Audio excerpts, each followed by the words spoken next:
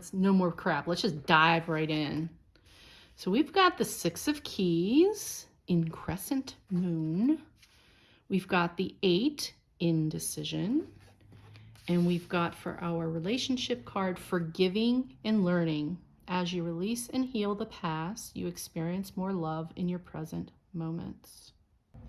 So the really cool thing about this card, and I'm just starting to learn about when I look at the moon, I'm trying to figure out where we are in the patterns because I get really confused.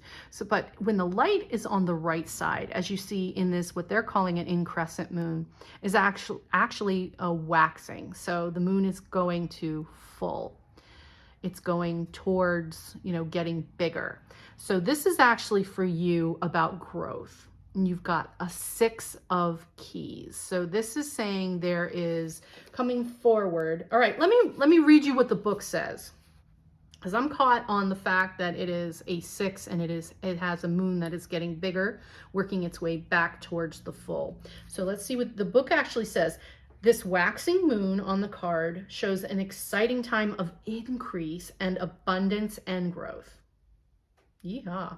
Your efforts have combined with external circumstances, and even the stars have aligned. So, Cancer, luck is on your side, right? No, spirit is on your side. The universe is on your side. If things have been financially tight for you recently, relax. There's great opportunity for increase and fulfillment in every way, financially, creatively, and even in your reputation and prestige. So just do your work and get ready to receive. Oh my God, right away, Cancer, boom, January, it's yours. Just hold out your hands and say, gimme, gimme, gimme. Cancer, you've already done the work. That's what Spirit's saying. We're acknowledging you now. Hold out your hands. We're ready to give you abundance. Boom, there you go. So this 8, 8s are about executive, just you're a worker. You're not just a worker, you are a manager. You are getting through everything that needs to be done and you're doing what it takes. And this 8, I don't like the word indecision. So I am going to go to the book like a weenie. Yes, I'm a weenie. I'm going to the book because I don't like the word indecision there. As far as with all the people who watch this, I want you to have all your information that you can. So let me read you what I see here is somebody is on their path. There are 2 paths going, left and right. To me, this is almost like the 2 of Wands where you have this decision to make. But the word indecision, I don't like the word indecision. So this is like you're standing there in the middle saying, which way do I go? There is a big dead tree in front of you. So you're not going to get any further on this card, but you're draped in this card. You're draped in like that Red Riding Hood cape, and red is passion. So, which way do you want to go? And this is what the book says. This card marks the presence of 2 or more possible choices in your life. It shows you anxiously looking at 2 roads, wondering which would be the better choice. Yet you're standing still, feeling confused by the ups and downs and emotions of your present indecision. You could spend days, months, or even years in this back and forth energy, all the while feeling your focus and your life force draining away. This indecision creates a paralysis of will, one that can keep you stuck while you're waiting to be certain about the results of your choice.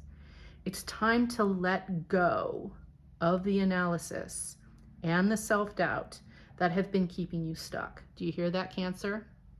You're being called out on the way you think about yourself. They're saying, stop it.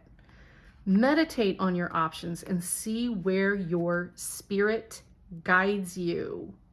Okay, so this is like a whole bunch of cards in one. With reading that, I drew in my head, which a lot of other signs have been getting, have been the High Priestess.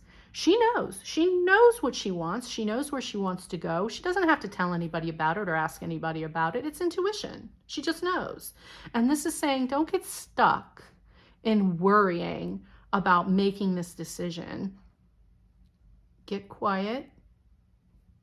Hear yourself think. And when they say meditate on it, if that's not your thing and you don't like to meditate, they're just saying, give yourself that quiet time consider your options. And then feel which one. Ask yourself this. This is what I like to do when I have a decision to make. Which one makes me excited? And when I say excited with a little fear, I don't mean like, oh my God, like jump in a pool full of spiders. I'm saying like, which one makes you go, ooh, can I really do that? Oh my God, I don't know if I can. I'd love to, but, and that's the direction you want to go. And if you have two, which one really makes you feel butterflies or giddy inside? And that's the one you want to do, even if it makes you just a little bit afraid, or you're like, I can't see how that can happen. That is not what Spirit wants you to ask yourself. Do not ask how you will get there. Just say, I want to get there. And then you will figure out the way, because where there's a will, there's a way. And we hear that comment all the time, but think about those words. Where there's a will, there's a way. If you want something bad enough, you will make it happen. So your problem, Cancer, is to decide which decision brings you most joy. Which one makes you feel giddy without talking yourself out of it because you think it's impractical or you can't see how you're going to do it. Okay? Don't do that. Just say, which one would I want to do more? Which one brings me more joy?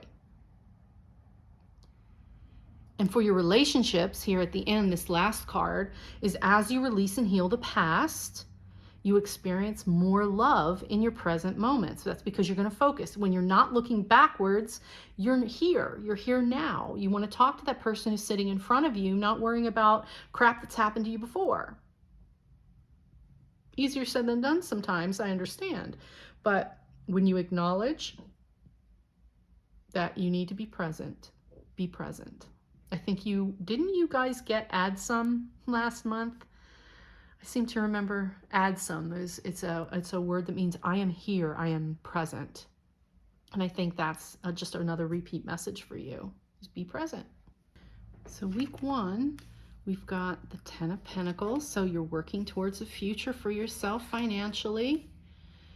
Here's the 5 of Cups. Are we getting trapped here in our emotions? Are we spilling some things over? And then you've got the King of Pentacles. But you've got 2 pentacles sandwiching some emotions. You're missing out on your accomplishments. You're feeling down about yourself. And the fact that this is coming off of a past card and an indecisive card, I'm going to ask you, Cancer, and this is a 5, I'm going to ask you to really pay attention to that woe is me feeling that you're allowing to let in. And you're missing that being present portion of the 2 cups that are still full and right there. You're worrying about what didn't happen or should have happened or mistakes that you've made instead of being right here. And this is sandwiched in between the making a lot of money in your future and, growth for your material world, and being the boss of your material world with a lot of abundance. So week 1, take a good hard look at what it is that you're not appreciating. And when you hear a lot of people say you have to do an exercise on gratitude, this is what this is about. It's saying if you're worrying so much about what you don't have that you're forgetting what you do have. That is actually very beneficial to you. So don't get trapped in here. This could be one of the things that's making you feel stuck. So you have options. It's funny because there's 2 roads, 2 cups. So instead of saying, I wish I had had that, they're saying, but you have this and you're on a path that is divinely guided. And you're going to have more than you can even imagine, but you have to let go of what it is you think you did wrong and what it is that you think you didn't get. Week 2. Week 2, here's your intuition. You got to trust yourself.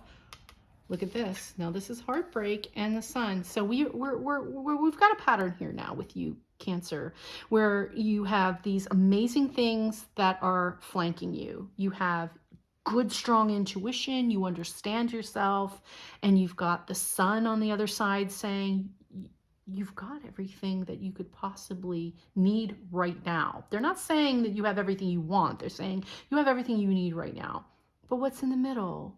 This crappy butt 3 of Swords, which is you saying, this hurt me and that hurt me, and oh my God, did I hurt somebody else? And let's go back up to this forgiving and learning card. So without addressing, just letting go of crap that's already happened, things, did you learn your lesson or didn't you? Right? That's what it comes down to. Did you learn your lesson or not? And if you learned your lesson, then you can take this card and just flip it right back over. Okay? This is just saying, this is kind of a ridiculous thing to feel if you have such good intuition, you trust yourself, because here's an amazing outcome. You know, week 2 is already addressing your trust in yourself and in the future and in spirit, because you're okay. Right? That's that negative process of getting stuck part, because you don't see what you have. And it's not that I don't think you don't see what you have, but I think you're hanging on to too much, but I would have rather had. So to give you an example, I believe we all experience this in some way, where you want to go, let's say you want to go to the amusement park, and a whole bunch of things happen that take you here and there and here and there, and you can't see how you're ever going to get to that damn amusement park.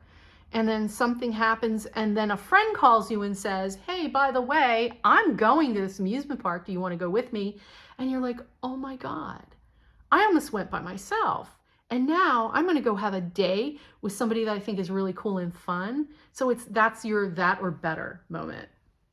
And they're saying, you think you lost something. You may think you lost something, but something better is, they're setting you up for it. They're setting you up for the and better part.